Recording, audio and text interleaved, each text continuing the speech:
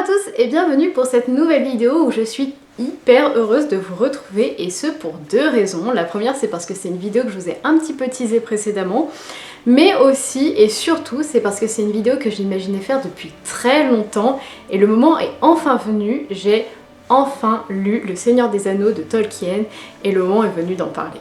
Mais avant de rentrer dans le vif du sujet, je ne peux pas mettre de côté ce que cette saga représente pour moi, et donc avant de rentrer dans les détails, on va revenir un tout petit peu en arrière. J'étais très jeune quand j'ai découvert l'univers du Seigneur des Anneaux.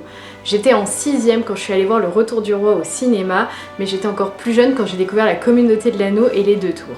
Donc autant vous dire que ça remonte à un paquet de temps maintenant. Mais ce que je peux vous affirmer sans rien vouloir exagérer, c'est que cette trilogie m'a profondément marquée quand j'étais plus jeune et qu'elle détermine encore aujourd'hui la personne que je suis aujourd'hui, et ce sur plein de niveaux. J'ai beaucoup de films que je qualifie comme faisant partie de mes films préférés, mais aucune œuvre cinématographique ne m'a autant marqué que cette trilogie-là. Ce pour plein de raisons. Mon amour pour le cinéma et la fantasy a commencé avec Le Seigneur des Anneaux. Avec cette trilogie, je me suis intéressée aux différents métiers du cinéma, à la manière dont on réalisait un film, aux techniques, aux effets spéciaux, bref, à tout un tas de choses qui font que maintenant je ne regarde plus les films de la même manière. C'est aussi avec Le Seigneur des Anneaux que j'ai commencé à regarder mes films en VO, et ce depuis maintenant pas mal d'années. C'est aussi la première fois que je pleurais au cinéma devant un film, et ça c'est un souvenir assez marquant. C'est des heures et des heures et des heures de bonus DVD que j'ai regardé en boucle tellement ça me passionnait, et blague à part, c'est avec Le Seigneur des Anneaux que j'ai eu mon premier crush d'adolescente. Bah oui, Orlando Bloom quoi. Bref, tout ça pour vous dire que Le Seigneur des Anneaux occupe une place toute particulière à mon cœur depuis quelques années maintenant, depuis presque 15 ans même.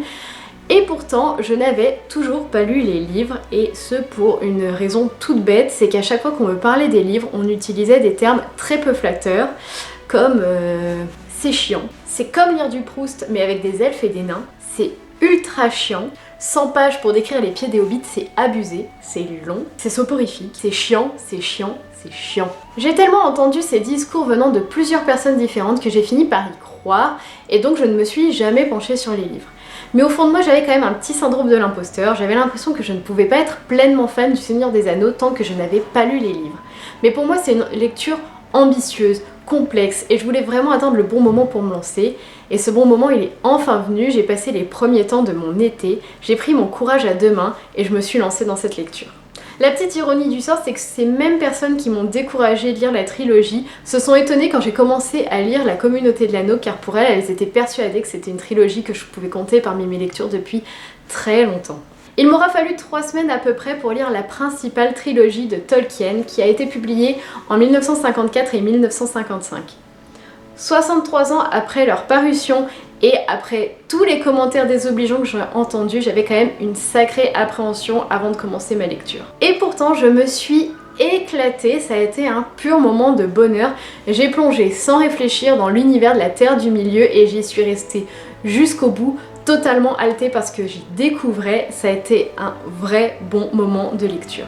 Pour ceux qui ne connaissent ni les livres ni les films, il s'agit de l'histoire de Frodon qui vit paisiblement dans la comté et qui se voit confier une mission capitale, celle de détruire l'anneau de Sauron, le Seigneur des Ténèbres, afin de restaurer la paix sur la Terre du Milieu.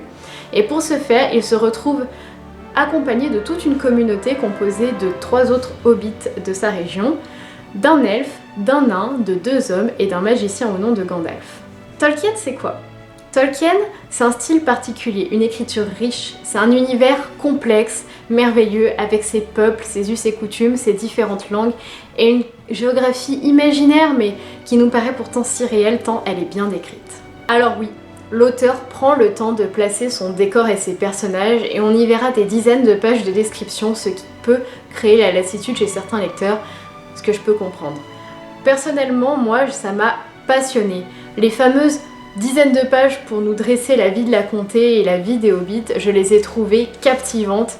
J'ai adoré me plonger dedans et pour moi c'était un vrai régal de découvrir tout ça, même si j'ai un petit peu l'appui des films pour ça. Je vous avoue quand même avoir ressenti par moments quelques longueurs au cours de mes lectures, mais je mets plutôt ça sur le fait d'avoir enchaîné les livres les uns après les autres plutôt qu'un vrai défaut de rythme, car pour moi tout était parfaitement équilibré si on y réfléchit bien.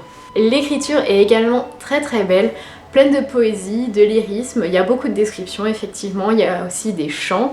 Les scènes d'action sont très bien rendues, on ressent vraiment tout le côté épique et on n'a aucun mal à visualiser ce qu'on est en train de lire. Et à la fin de ma lecture, j'ai eu le cœur gros et des étoiles plein les yeux et je me suis rendu compte que je ressentais exactement la même émotion que quand j'étais au cinéma la première fois et que j'ai découvert la fin du Retour du Roi. Et les adaptations, parlons-en un petit peu. Lire un livre après avoir vu le film, ça induit forcément qu'on va comparer. Et personnellement, je me suis un petit peu amusée à jouer au jeu des 7 différences entre la trilogie originelle de Tolkien et la vision qu'en a eue Peter Jackson. Pour moi, c'était génial de voir toutes les différences qu'il y a entre film et livre. Et c'était très enrichissant pour moi de voir les différentes visions de la Terre du Milieu. C'est rigolo de voir comment des tout petits détails insignifiants dans les films peuvent prendre des dizaines de pages dans les livres, alors que des éléments dramatiques des films vont tenir en quelques lignes chez Tolkien. Finalement, pour moi, lire les livres, c'est un petit peu comme découvrir une nouvelle version longue des films.